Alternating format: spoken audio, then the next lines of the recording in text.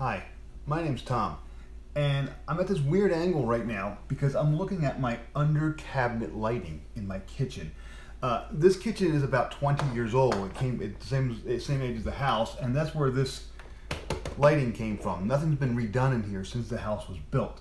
This is a standard, this is probably about 36 inch by 40 inch kitchen lighting. It's got these little LED or these tubes in here, fluorescent tubes. One's obviously dead. These things are actually kind of expensive. It's got a ballast. They're actually kind of hard to find these days. It's a cool, ugly light.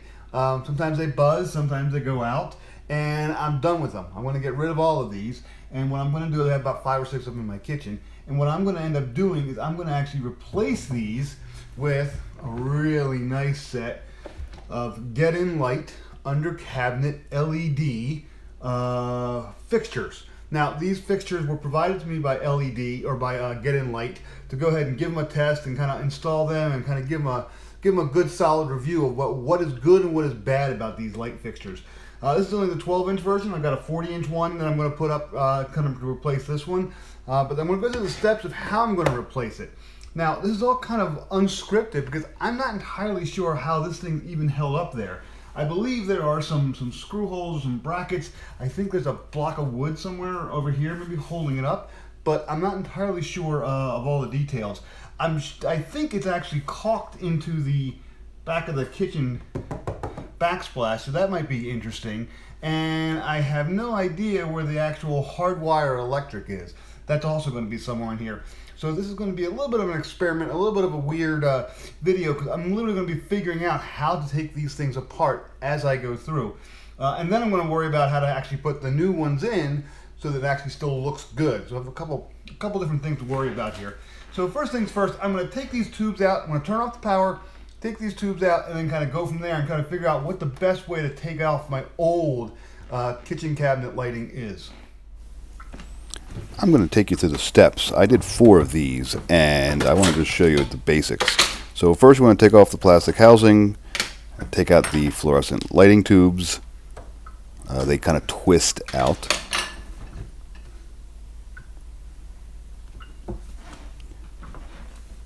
Now, usually you have 2 or 3 screws that will hold the bottom white housing, in this case, of the electrical fixture to the white upper housing. So it's actually a 2-piece system here where the white housing is tied into the cabinet and the bottom housing is tied kind of to the white piece. So I'm using a hex socket bit to remove the screws and open up the actual fixture. Now you have to open up the fixture because within the fixture, see all that wiring in there? Within the fixture, the wire from the wall is tied in. I just tested to make sure I have no live electricity. I do not. And so what I'm going to start to do here is pull out all of the wiring and kind of take a look and see what I have. I'm taking off the wire nuts to kind of see what I got. And I have 2 wires coming in and I have 2 wires going out. So a black and a white coming in and a black and a white going out. So this is in the middle of my run. This is actually the 3rd or 4th kitchen of 4 kitchen lights. So I know that more electricity goes out. So here I am pulling off the wire nuts and kind of loosening everything up. Good. And hitting the tripod. So now what I have to do is I have to actually find the screws that will remove the upper piece. The upper piece is tied into the kitchen cabinet, and there's actually a piece of wood that's kind of glued in there. And then I take those screws out. Most of my lighting had 3 or 4 screws, so they were up there pretty securely. And it's actually still caulked in there, so I had to kind of tear the caulk away. And there we go. So I have the electrical piece off. Now, everything's technically unscrewed except where the power comes into the light fixture. It's still held on with a little bolt. It's kind of a security feature.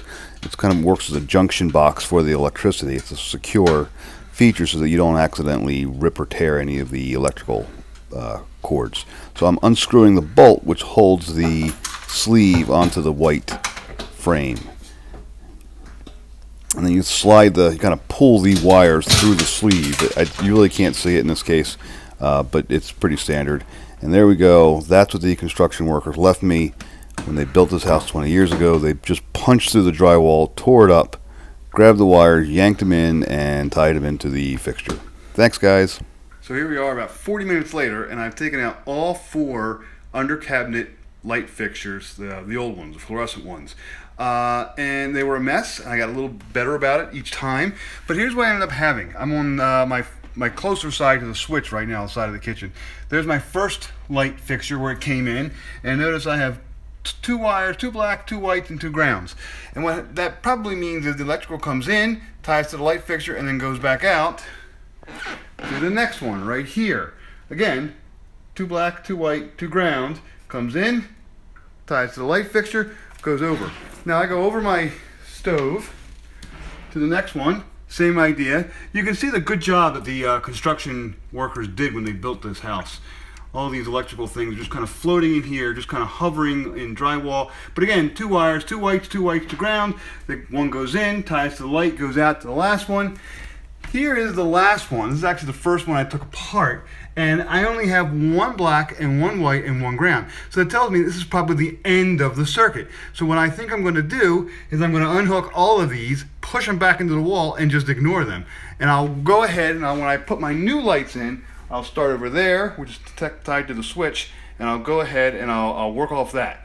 I will probably use the extension cords from the GetInLight LED system, and I will probably go ahead, and the more I think about it, the more I think I might go ahead and actually put a little outlet underneath the cabinets. An extra outlet's always useful, and it might be a little easier just to kind of plug the lights into that instead of actually hardwiring them in, having to worry about that. I'm not entirely sure about that. I like the idea of a dimmer switch for my under cabinet lights as well, so I'm kind of torn on whether I want to do that. I don't really think I should probably do an outlet on a dimmer switch.